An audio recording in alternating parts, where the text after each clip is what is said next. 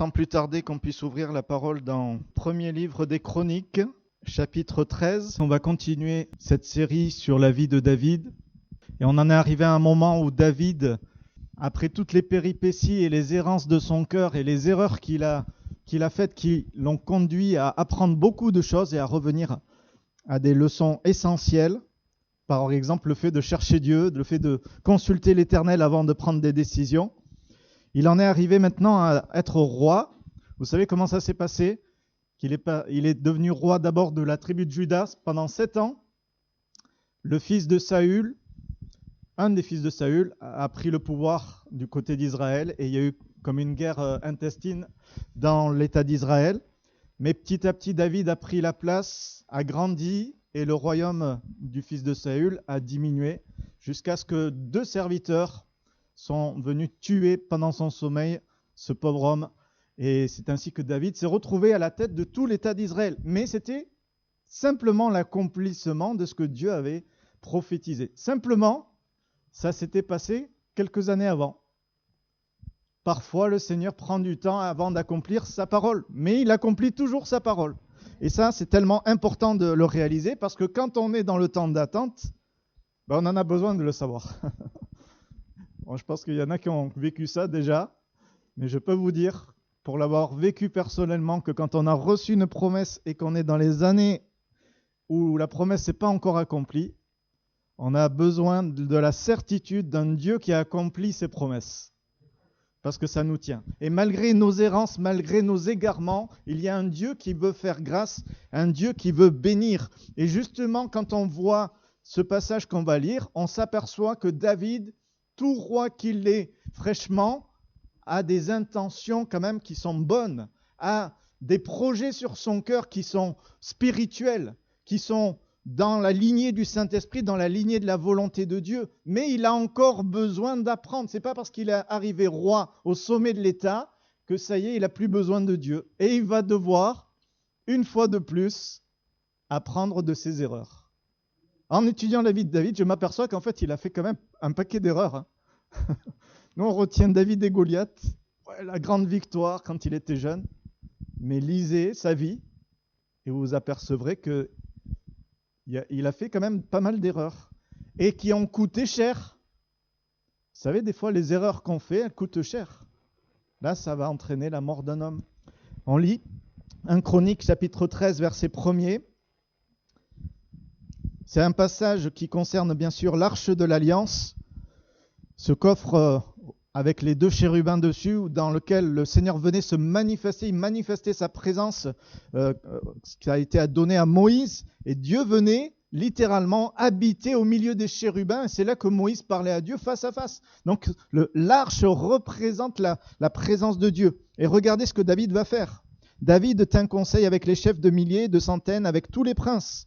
David dit à toute l'assemblée d'Israël: si vous le trouvez bon, et si cela vient de l'Éternel notre Dieu, envoyant de tous côtés vers nos frères qui restent dans toutes les contrées d'Israël, et aussi vers les sacrificateurs et les Lévites dans les villes où sont leurs banlieues, afin qu'ils se réunissent à nous, et ramenons auprès de nous l'arche de notre Dieu, car nous ne nous en sommes pas occupés du temps de Saül. Toute l'assemblée décida de faire ainsi, car la chose parut convenable à tout le peuple. Amen. Vous avez vu ça ? Est-ce que c'était bien ce que David voulait faire ? L'arche, je vous le rappelle, représente la présence de Dieu, représente la puissance, le surnaturel que Dieu amène à un peuple qui l'honore. La présence de Dieu se manifestait au travers de la nuée, et quand le peuple dans le désert s'arrêtait, la nuée venait sur le tabernacle, dans la tente, dans le lieu saint, là où il y avait cette arche. Donc il y avait tout un symbole très très fort. Et qu'est-ce que ça a été la première décision de David ? Il a dit, il faut qu'on ramène l'arche. Si vous étiez aujourd'hui président de la France, quelle serait votre première décision politique ? Réfléchissez. Oh là là, je veux pas le poste. C'est trop compliqué. Mais David, une des premières choses qu'il va faire, il a dit, il faut qu'on ramène l'arche. Imaginez, pendant tout le gouvernement de Saül, personne s'en est préoccupé. Alors bien sûr, elle était dans une maison chez des personnes. Mais est-ce que c'était vraiment sa place? L'arche de Dieu qui représente la présence et même la faveur de Dieu, elle était mise de côté.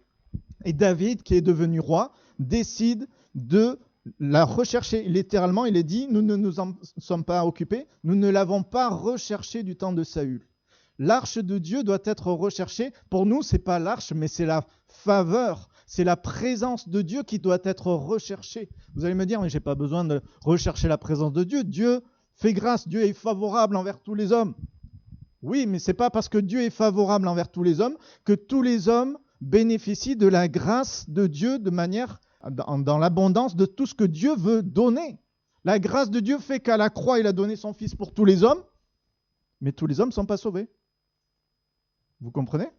Il y a un moment donné, il y a des choses que nous devons faire pour nous mettre. Dieu, il donne avec abondance. Dieu, il fait grâce avec abondance. Dieu, il est favorable. Mais à nous aussi de nous placer dans les conditions de la grâce de Dieu pour la recevoir. Oh, c'est pas très difficile, hein? Seigneur, je suis rien, je mérite rien, mais j'ai besoin de ta grâce. Voilà, c'est tout. Et ça permet de recevoir la grâce de Dieu. David fait un conseil avec tous les chefs. Il fait une grande assemblée générale en disant, voilà, j'ai ce projet, qu'est-ce que vous en pensez? Et qu'est-ce qui se passe? Mais tout le monde trouve que c'est super. Tout le monde, il y a un engouement avec l'idée, tout le monde est d'accord, il y a presque un cri de joie, enfin on fait quelque chose de spirituel, ça va faire avancer le royaume d'Israël. Vous imaginez cette ferveur, cet engouement qui se passe? Est-ce que c'était mal? Ben non, c'était bien. Quand les frères ensemble décident de faire quelque chose qui est pour l'œuvre de Dieu, la chose parut convenable à tout le peuple. Il n'y a personne, il n'y a pas une personne qui dit « Oh non, moi j'ai une petite réserve ». Non, tout le monde partage la même pensée. C'est quand même super ça. Ça n'arrive pas tous les jours, hein. Mais ça se passe à ce moment-là. Pour nous, on a besoin de rechercher la faveur de Dieu. On a besoin de se préoccuper de cette recherche de la faveur de Dieu et de cette recherche de mettre en priorité le royaume de Dieu avant tout. L'arche va être recherchée en priorité. Nous avons besoin de rechercher premièrement le royaume et la justice de Dieu. Avant tout le reste, David aurait pu dire, bon, avant de gouverner, il faut que j'établisse des chefs, il faut que j'organise l'administratif, il faut que je fasse ceci ou cela. Non, la première chose qu'il fait, c'est qu'il va mettre l'arche au centre de sa préoccupation. Et là, c'est une image dont on a besoin, à laquelle on a besoin de revenir parce que le monde est fait de telle sorte, avec le prince de ce monde, pour nous empêcher de mettre en premier le royaume de Dieu et la justice de Dieu. Et l'ennemi est malin et rusé pour détourner notre attention sur toutes les choses secondaires, qui ne sont pas forcément mauvaises d'ailleurs, mais qui sont secondaires, comme leur nom l'indique. Et on a besoin de mettre les choses primaires, la chose prioritaire, Dieu en premier dans notre vie. Mais on peut déjà tirer des leçons de ce passage, c'est que l'unanimité des hommes ne remplace pas la direction de Dieu. Il y a une formule que David va dire dans ce passage, si vous le trouvez bon, et si cela vient de l'Éternel, notre Dieu. Alors c'est super, il se pose la question, est-ce que ça vient de l'Éternel? Mais ça s'arrête là. On sait que dans les passages précédents, il va consulter l'Éternel. Seigneur, où c'est que je dois aller en Israël quand Saül et Jonathan sont morts? Seigneur, où c'est que je dois aller? L'Éternel lui dit, tu vas à Hébron, tu vas t'établir à Hébron. Et on sait que pendant 7 ans, il va régner à Hébron, sur Juda. Mais il a une parole de Dieu. Seigneur, est-ce que je dois aller combattre les Philistins? Et le Seigneur lui dit, va les combattre. Est-ce que je dois aller en face? Non, tu vas les contourner. Le Seigneur lui disait tout. Et là, il a une bonne idée qui concerne le royaume de Dieu, qui concerne le fait de mettre Dieu au centre, mais il oublie le fait de consulter l'Éternel. Pourtant, il a quand même passé par des chemins où Dieu lui a rappelé que c'était important, mais là, piégé par l'engouement que cela représente. Vous savez, des fois, on a envie de servir le Seigneur et tout le monde est contre nous. Et on se pose la question, Seigneur, est-ce que c'est vraiment ta parole? Et on a besoin d'une parole de Dieu pour tenir. Des fois, on ne se pose pas la question parce que tout le monde est avec nous. Mais on doit toujours se poser la question. Il a juste dit si cela vient de l'Éternel, mais le si, il est de trop. La volonté de Dieu, c'est pas des si. La volonté de Dieu, elle est claire, nette, précise. Et si elle n'est pas claire, nette, précise dans notre cœur, on a besoin de rechercher Dieu prioritairement pour qu'elle devienne claire et précise dans notre cœur. Parce que ne pas obéir à cette règle va entraîner la mort d'un homme quand même. Va entraîner des conséquences tellement fâcheuses. Désirer faire la volonté de Dieu, c'est pas la même chose que faire la volonté de Dieu. Vous savez, des fois on a le désir et on agit selon le désir. On pense qu'on va faire la volonté de Dieu, mais on ne sait pas vraiment si on y est ou pas. Frères et sœurs, recherchons une parole de Dieu parce qu'on a un Dieu qui parle, on a un Dieu qui est puissant, on a un Dieu qui dirige, on a un Dieu qui conduit, on a un Dieu qui est comme ça. Et il se plaît à manifester sa faveur, des paroles pleines de charme. Il veut nous donner encore ce matin par sa grâce si on a le cœur ouvert. Alors qu'est-ce qui se passe juste après ? C'est la suite du verset, le verset 4. David assembla tout Israël depuis le Shishor d'Égypte jusqu'à l'entrée de Hamath pour faire venir de Kirjath-Jéarim l'arche de Dieu.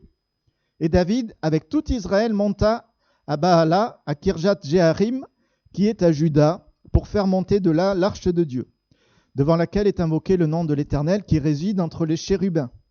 Ils mirent sur un char neuf l'arche de Dieu qu'ils emportèrent de la maison d'Abinadab. Uza et Akjo conduisaient le char.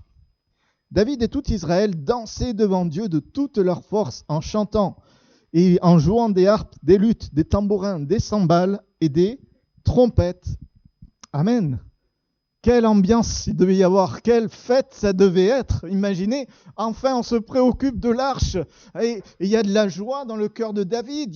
Il veut exprimer sa louange pour son Seigneur et le fait qu'il a amené là dans ce poste de roi sur tout Israël. Dieu a tenu parole. Seigneur, je veux t'honorer. Et donc il va réfléchir comment je peux honorer le Seigneur. Eh bien, on va mettre pendant la procession avec tous les gens de tout le pays qui sont invités, on va mettre des danseurs, on va mettre des musiciens, on va mettre des chanteurs, quelque chose d'incroyable. Vous imaginez la scène, une grosse procession. Est-ce que c'est mal ? Vous êtes sûr ? Vous n'osez pas répondre. Mais c'est pas ça qui est mal. Mais ceux qui connaissent la parole savent qu'il y a déjà un détail qui est pas aux normes.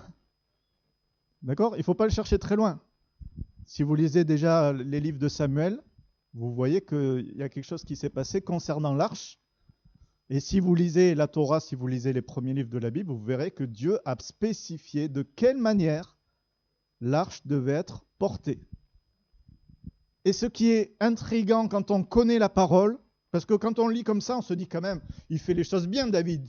Il met tout son cœur, il y va à fond dans ce transport de l'arche pour la mettre dans la ville de Jérusalem. C'est quelque chose. Mais ça nous apprend une leçon, ça nous apprend que ce n'est pas parce qu'on est passionné pour faire quelque chose pour Dieu qu'on est forcément dans l'œuvre de Dieu. D'accord ? C'est pas parce qu'on est fervent, parce qu'on est passionné pour quelque chose qui concerne le royaume de Dieu que forcément c'est ce que Dieu veut qu'on fasse. On a toujours besoin de revenir à ce que Dieu dit, à ce que Dieu révèle. Et une des choses que Dieu a révélées dans sa parole et qui s'était retransmise du temps déjà de David, c'est que qui avait eu l'idée de porter l'arche sur un char neuf tiré par 2 vaches ? Vous savez qui c'était ? Quand vous saurez ça, vous direz, ah, je comprends mieux. C'était des devins et des prêtres de l'idole Dagon, c'était le dieu des Philistins. Ils ont dit, nous, on pense que la meilleure manière de transporter l'arche, c'est sur un char neuf avec 2 vaches. C'est eux qui ont eu cette idée. Et donc, comment cette idée s'est arrivée jusqu'à David ? Ça, c'est une bonne question. Mais l'idée de tirer l'arche sur un char par des bœufs, c'était quelque chose qui venait du monde occulte. Parce que ce n'était pas l'image que Dieu voulait donner de cette arche. Dieu avait révélé d'une manière claire, précise, nette, avec la mise en garde, attention à ceux qui ne font pas ça, que l'arche devait être portée par 4 hommes avec des barres, vous savez, des tiges de bois. Et c'était des hommes qui devaient porter l'arche de cette manière seulement, et pas n'importe quel homme. Des Lévites. Je me souviens d'une rencontre avec des pasteurs de différentes confessions où on parlait des pratiques occultes et de ce que la Bible disait. Et je me souviens d'une pasteur qui était là qui disait « Mais de toute façon, si ça soulage, ça peut que venir de Dieu. » Et on était tous intrigués par cette réponse parce qu'on sait que l'ennemi peut soulager parfois, peut guérir. Mais est-ce que ça vient de Dieu parce que ça guérit? Pas du tout. Il fait une œuvre qui le trompe et qui trompe les gens, mais parfois il y a des miracles mensongers, c'est-à-dire des miracles qui n'honorent pas ce que dit la parole de Dieu. Il y a une puissance qui se manifeste, mais qui n'est pas confirmée par l'enseignement de la parole. Alors non, c'est pas parce que quelque chose fait du bien que forcément c'est bien.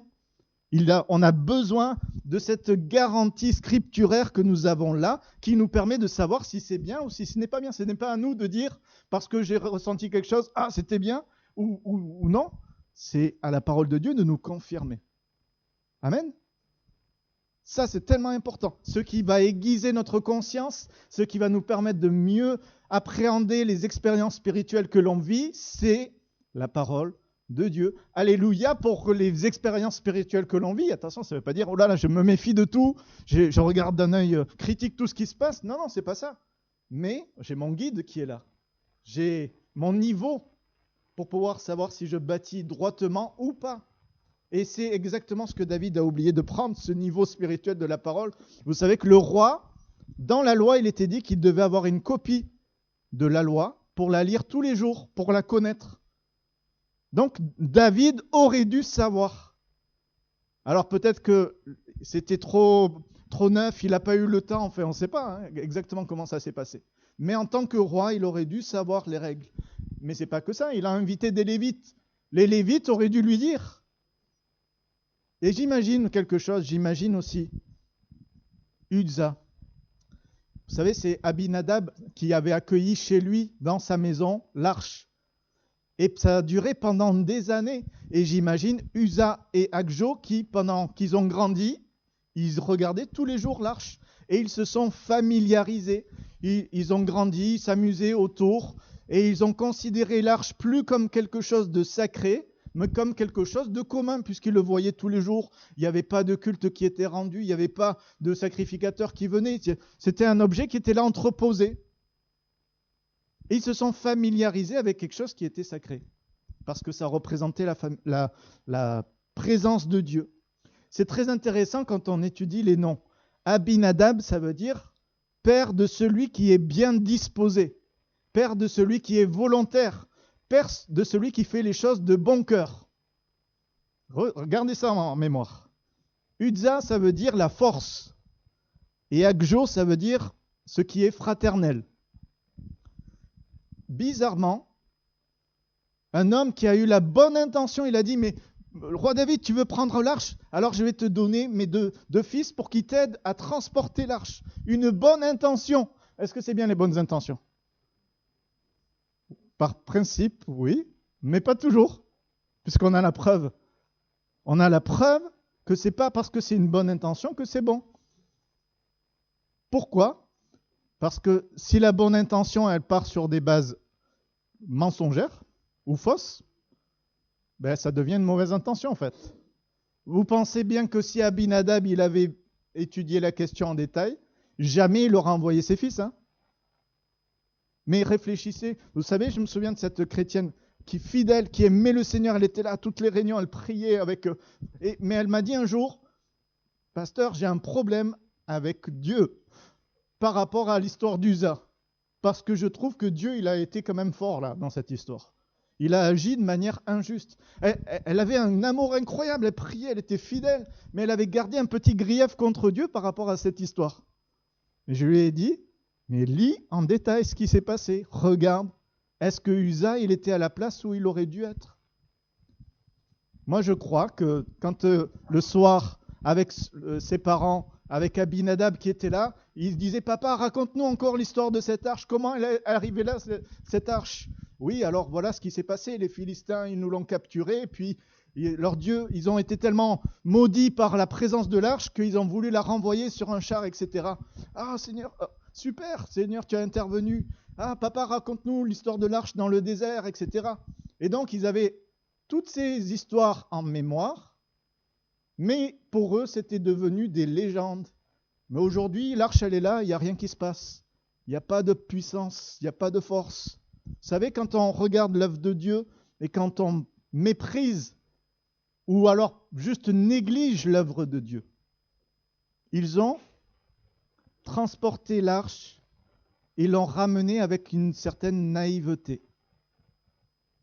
Parfois, on regarde le Seigneur et on regarde à sa grâce de manière un peu naïve.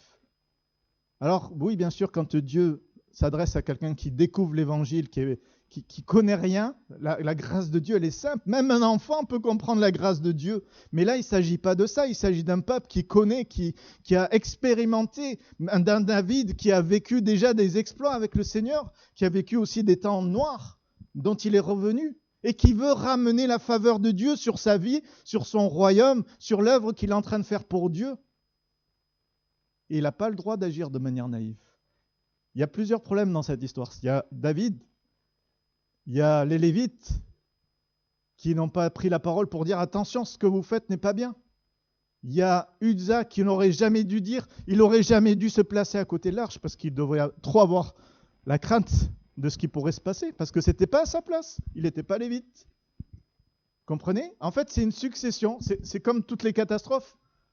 Tchernobyl, quand on étudie l'histoire de Tchernobyl, une succession de petits détails qui se sont passés, qui ont fait que on laisse passer un détail, et puis ça entraîne un autre, et clac, clac, clac, clac, jusqu'à ce qui est la catastrophe. C'est exactement ce qui s'est passé. C'est un Tchernobyl spirituel qui s'est passé à ce moment-là. Et c'est quand Uza va toucher l'arche, c'est ce qu'on va lire maintenant, que David va prendre conscience de tout ce qui vient de se passer. Au verset 9, lorsqu'ils furent arrivés à l'ère de Kidon, Uza étendit la main pour saisir l'arche parce que les bœufs la faisaient pencher. La colère de l'Éternel s'enflamma contre Uza. Et l'Éternel le frappa parce qu'il avait étendu la main sur l'arche. Uza mourut là devant Dieu. David fut irrité de ce que l'Éternel avait frappé Uza d'un tel châtiment. Et ce lieu a été appelé jusqu'à ce jour Péretz Uza. David eut peur de Dieu en ce jour-là et dit « Comment ferais-je entrer chez moi l'arche de Dieu ?» Pourquoi, je me pose la question, mais pourquoi Dieu a gâché la fête ? Il y a une fête, la personne qui est célébrée, c'est Dieu. On met en avant le Seigneur, l'Éternel, il y a des chants, il y a des danses, il y a une joie, il y a une... Oui, mais pourquoi Dieu vient gâcher la fête comme ça ? La réponse, elle se trouve dans la question que David s'est posée. Vous avez vu la question ? Comment ferais-je entrer chez moi l'arche ? Et ça y est, il a compris. Comment je dois faire rentrer l'arche chez moi ? Et pour nous, la question, c'est comment je dois ramener la faveur de Dieu sur ma vie ? Comment c'est faisable ? Mais c'est simplement faisable en me mettant à genoux et en disant « Seigneur, montre-moi ». Mais vous comprenez bien que David, il vient de réaliser qu'il a fait trop tard cette question. Vous savez, des fois on se pose des bonnes questions, mais dans le timing, on s'est planté. Et c'est quand même intéressant de réaliser que la personne qui va mourir, c'est celui qui porte le nom de force. Celui qui a essayé, il avait une bonne volonté de mettre sa force au service de Dieu, mais de faire les choses avec sa force. Mais c'est lui qui doit mourir. Le message, il est clair, frères et sœurs. Si on essaye de servir le Seigneur avec notre force, sans que nous ayons la confirmation que c'est la volonté de Dieu, ça risque de mal se passer pour nous. On risque de s'épuiser. Le Seigneur, il demande de renoncer à nous-mêmes. Et dans nous-mêmes, il y a notre force. Seigneur, je sais faire ceci. Combien de fois j'ai vu des gens qui avaient des qualités humaines incroyables et qui ont dit, mais parce que j'ai ces qualités, c'est ça que Dieu veut que je fasse. Ben, c'est pas du tout vrai. Parfois, oui. Attention, ça ne veut pas dire j'ai tel talent, donc Dieu veut pas que j'utilise ce talent. Non, parfois oui, mais parfois non. Ou parfois c'est pas le temps, j'ai besoin d'attendre que le Seigneur me dise à quel moment. Uza a payé de sa vie cette erreur. Et vous avez vu que David fut irrité. Alors je me posais la question, est-ce qu'il était irrité contre Dieu ? Je ne pense pas. Il était irrité contre lui-même. Hein, on sait ce que ça veut dire. Parce que des fois, on fait des erreurs, on se dit, mais qu'est-ce que j'ai fait encore? Mais comment j'ai pas pu penser à ça? Seigneur, pardonne-moi.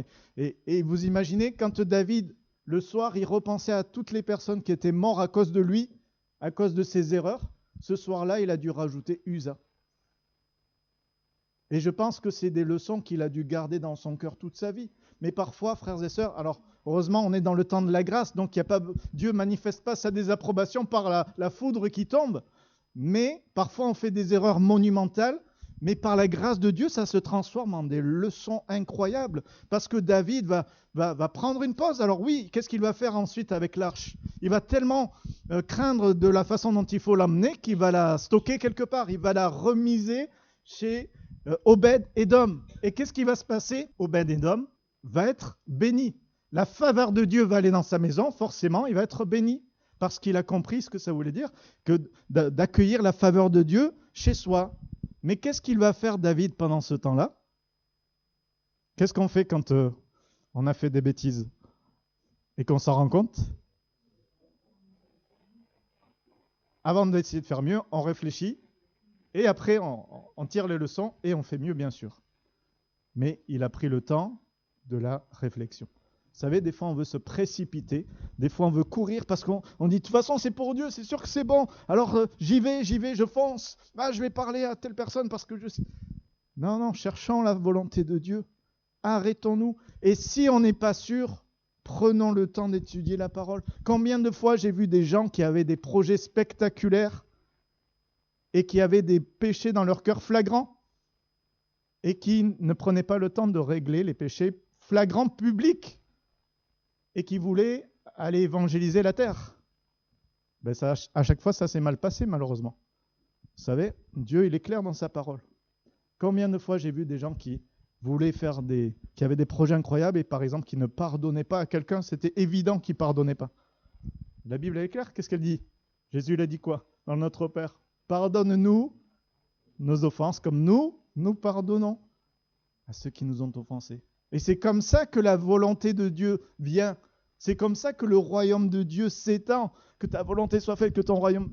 C'est ça, que quand on prie ça, on l'applique à notre vie. Il y a ce verset que j'aime beaucoup, qui nous parle de la prière. La prière, c'est pas des paroles qu'on fait monter au Seigneur qui expriment nos désirs seulement, mais c'est quelque chose qui change notre cœur en même temps que l'on prie. Quand je prie, Seigneur, tu vois, je n'arrive pas à pardonner telle personne, mais je persévère à prier, je persévère à prier pour la personne. Seigneur, donne-moi ton amour parce que ça, j'y arriverai jamais. Mais qu'est-ce qui se passe quand on fait ça? Ça travaille dans notre cœur.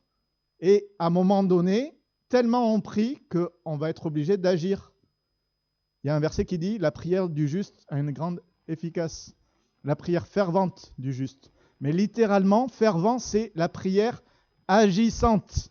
Et je me suis dit un jour, mais c'est génial, Dieu nous parle d'une prière qui est agissante, pas une prière qui est intellectuelle. Seigneur, je t'ai fait connaître que j'avais besoin de pardonner, maintenant c'est toi qui fais tout le travail. C'est pas ça la prière, hein? Seigneur, j'ai besoin que tu me donnes une force pour pardonner et je vais me lancer par la foi pour faire ce que tu me demandes de faire avant de faire quoi que ce soit d'autre. C'est ça que ça veut dire rechercher. Premièrement, le royaume de Dieu. C'est ça que ça veut dire ramener la faveur de Dieu sur notre vie. Oui, on a besoin, frères et sœurs, de ramener la faveur de Dieu. Vous allez me dire, mais moi, je connais le Seigneur, moi, je suis fidèle. Alléluia. Mais on a besoin de faire un pas de plus. David, il était roi, il avait accompli ce que Dieu avait promis, et pourtant, il a trouvé la nécessité de faire venir l'arche à Jérusalem. Il a voulu faire un pas de plus avec le Seigneur. Il a voulu l'honorer. Et regardez, cette dernière lecture, le chapitre 15 de 1 Chronique, regardez comment est-ce qu'il va réagir. C'est incroyable.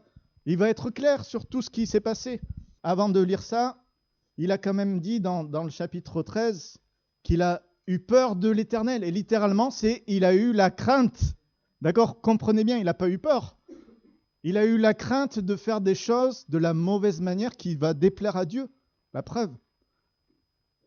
Il a eu la crainte de l'Éternel. On veut amener la faveur de Dieu sur nos vies? Vous le voulez? Mais avant de ramener la faveur de Dieu, on a besoin de ramener la crainte de Dieu sur nos vies. C'est l'étape qui précède.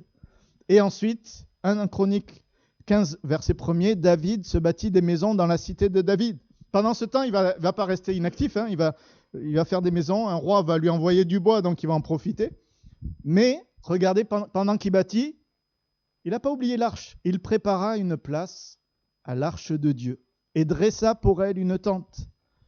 Alors David dit, regardez ce qu'il dit quand même, l'arche de Dieu ne doit être portée que par les Lévites, car l'Éternel les a choisis pour porter l'arche de Dieu et pour en faire le service de temps en temps. À toujours.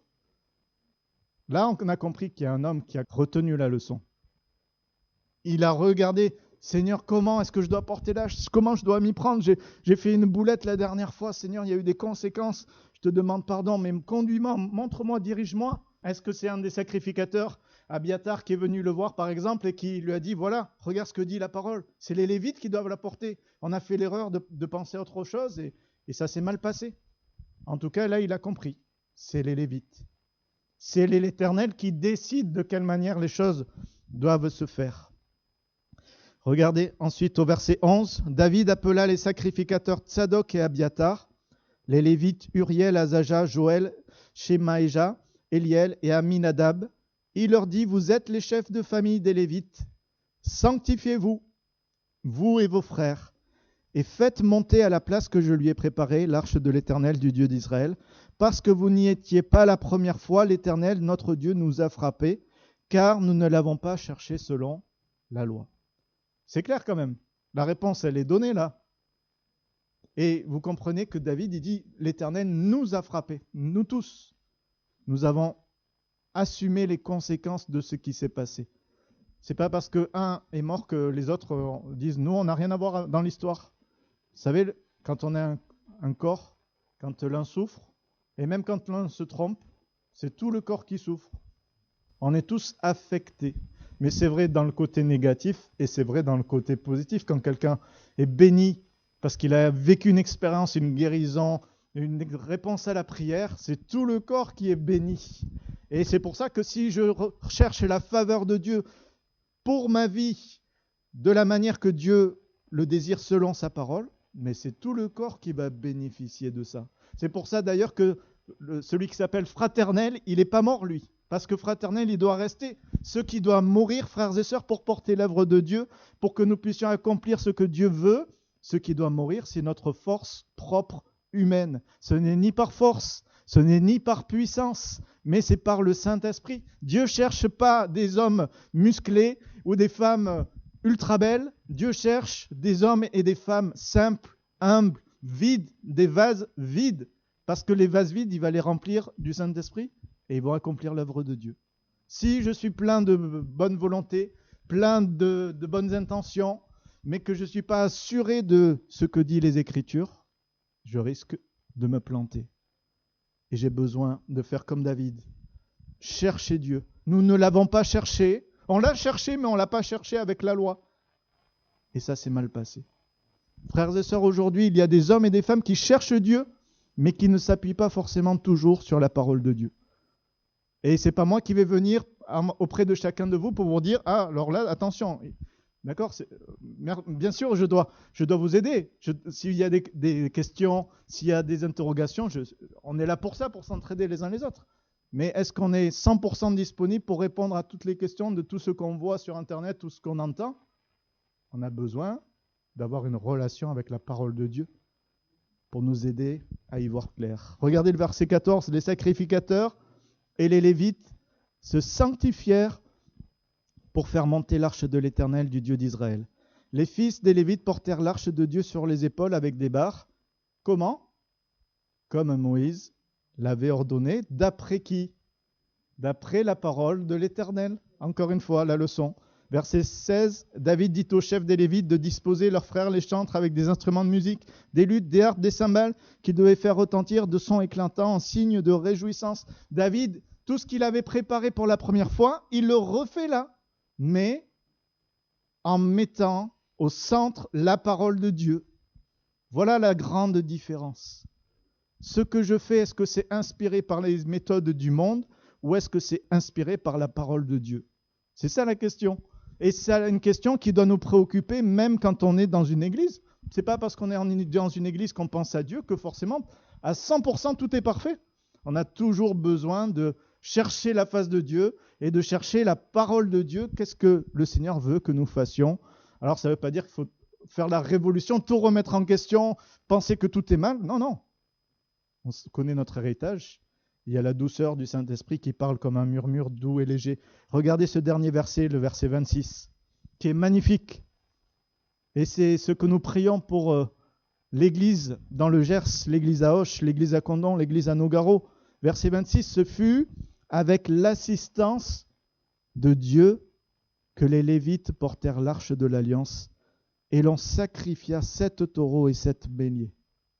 Ce fut avec l'assistance de Dieu. On peut faire l'œuvre de Dieu sans l'assistance de Dieu.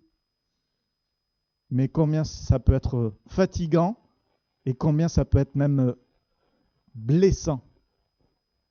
Mais on peut faire l'œuvre de Dieu selon les principes de la parole de Dieu. Et c'est ça que Dieu désire. Sa parole, elle est esprit et vie. Et je prie ce matin que cette parole elle puisse procurer la vie dans notre cœur. Alors que nous allons incliner les têtes, fermer les yeux quelques instants, on ne peut pas enlever à David ce désir de ramener la faveur de Dieu sur le royaume d'Israël. Et vous savez quoi, frères et sœurs? Quand il aura fini cette étape avec succès, il va ramener l'arche avec succès, il va devenir irrésistible. Tous les ennemis d'alentour vont vaciller devant David à partir de ce jour-là. Et quel message cela nous donne, parce qu'il y a des ennemis qui entourent le peuple de Dieu aujourd'hui. Mais quand nous faisons revenir la faveur de Dieu sur nos vies et sur notre Église, l'ennemi tremble, l'ennemi recule, parce qu'il ne peut pas résister à la présence de Dieu. Et c'est à nous de dire, Seigneur, je veux plus de toi. Seigneur, je veux plus de ton onction. Je ne veux pas me contenter de ce que j'ai vécu jusqu'à présent, mais je veux plus, Seigneur. Parce qu'il y a des ennemis qui sont plus forts que moi, c'est ce qu'on a entendu tout à l'heure. Mais c'est celui qui triomphe des ennemis plus forts que nous, ce n'est pas nous. Ce n'est pas notre force. Notre force doit mourir pour que l'œuvre de Dieu se fasse et que sa faveur vienne. Alors nous devons dire, Seigneur, apprends-nous à te chercher, à faire de toi le centre de nos préoccupations, à ne pas laisser les choses de la terre nous piéger, t'amener au second plan, mais à faire de toi le centre de nos vies, dans nos foyers, dans notre église, dans notre travail, dans notre entourage, notre voisinage, partout où nous allons. Que l'œuvre de Dieu s'accomplisse et que s'il y avait quelque chose qui déplaise à Dieu, Seigneur, tu puisses nous le dire. Oui, nous voulons te bénir, Seigneur, pour ta parole. Te bénir parce que tu es le Dieu qui veut manifester ta faveur avec puissance sur tous ceux qui te cherchent. Et nous voulons être de cela, Seigneur. Tu vois, ce matin, ceux qui te cherchent, peut-être qu'ils ne savent pas vraiment comment s'y prendre pour te chercher, mais tu as dit que tu vas te laisser trouver même par ceux qui ne te cherchent pas, Éternel, parce que tu es ce Dieu plein de grâce. Mais pour nous qui te connaissons, Seigneur, et qui t'avons déjà cherché et trouvé, nous voulons vivre quelque chose de supplémentaire parce que nous croyons que notre Dieu est au-delà de nos pensées, au-delà de notre imagination, au-delà de ce qu'il y a dans notre cœur, au-delà de ce que nous pouvons Seigneur, saisir sur cette terre. Toi, tu as des projets plus grands. Et nous savons que sans toi, nous ne pouvons rien faire, sans ta présence. Que l'arche de ta présence vienne au milieu de nous, Seigneur, ce matin. Que l'onction de ton esprit puisse couler avec puissance dans les vases vides qui sont là devant toi et qui réclament d'être remplis. Merci, Éternel. Merci pour cette huile d'onction aussi qui vient guérir les cœurs brisés. Merci pour cette huile d'onction qui vient apaiser les âmes qui sont souffrantes, les âmes qui sont captives. Tu es le Dieu qui, par ta présence, fait tout cela dans nos cœurs. Nous inclinons devant toi ce matin, Seigneur, et nous te bénissons. Merci, Éternel.